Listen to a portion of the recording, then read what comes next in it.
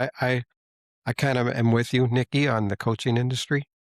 It has become an industry, and I've looked into coaching myself, not doing it, but maybe hiring a coach, and it's so expensive, and it seems like you're charging And people a anyone lot of can call money themselves a just to coach. give advice, because Hmm. that's basically what it is. I mean, obviously some of it's expert advice and you've been trained. Why does it have to, if being a podcast for Christian men, I may at some point, I do disciple some men for my church, but if it comes to the point where I have people reaching out to me for coaching, I am not going to charge them through the roof to have a conversation with me.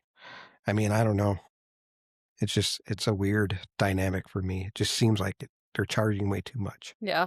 And I wasn't even asking her about that specific part of the industry because I wanted to do like a gotcha moment with her. No, it wasn't Gotcha. like that at Yeah. all. Not at all. I was asking her about her own personal experiences, her own journey, her own growth, and everything, seemed to be going okay. And then when I started to ask some questions about like the way parents might feel, because that's what the show is for. It's not to interview you. Like this show right here isn't the interview James or interview Nikki or interview Mark show. This is a conversation. So I'm always gearing my questions towards the audience and what I feel in the moment is going to be a question that they have, because I did work in journalism for a number of years. And so I'm going to find out the truth one way or another. There's no way around it. If you're around me, the truth will get exposed. I can tell you. It's And funny because when you said that earlier that you expose people, mhm. my thought was she should have been a journalist. Yeah, yeah, I was.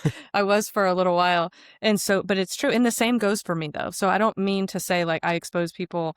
It sounds so arrogant to say for people who don't know me and for people who are not discerning because they're like, oh, she thinks she's this. It's not that at all.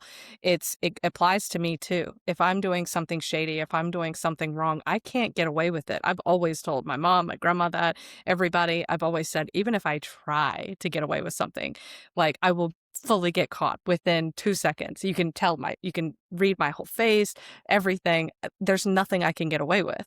So I just embody this essence that will not allow anything or anyone, including myself, to get away with anything. And I don't even have to try. I don't have to ask questions. It's just you being in my presence.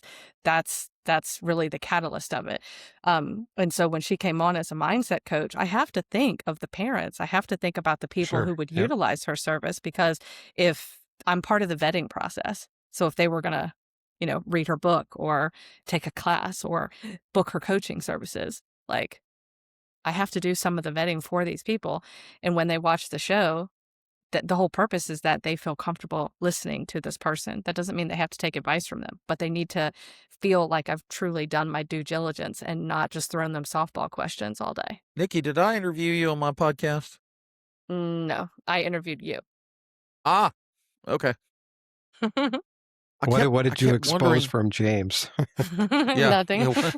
Nothing. what did you expose from He's James? pretty much an Nothing. open book. Yeah, your That's what I love about podcast. James, actually. He's so open. Yeah, let me see here. I'm pulling up right Wow, now. you're a speed typer. But yeah, I I can was type like, like what in the 1,000 world words. is a popcorn machine just went off? I can type for like 200 words an hour. It's crazy. Or a minute. Let me see here. Stop touching your nose. Sorry. Sorry for whoever's watching me and wants to. It's okay. So, James, your episode is posted on Spotify. I'm looking for it right now. And I know obviously it was about losing a child. So that was heart-wrenching. Let's see here. Yeah, it says God didn't stop my kids from dying. How fathers can prepare for the unthinkable. And then your Okay. name. Yeah. Yeah, I think you were one of the 8 guest interviews that I did when I was guesting. When we're done, can you send a link to that in the WhatsApp chat? I want to Yeah. listen to it. Yeah, I can. You can see how I ask questions and be like, do some research. Well, I'm happy to know that I passed the test. Yeah. Yeah. If you pass the test, then you're all good.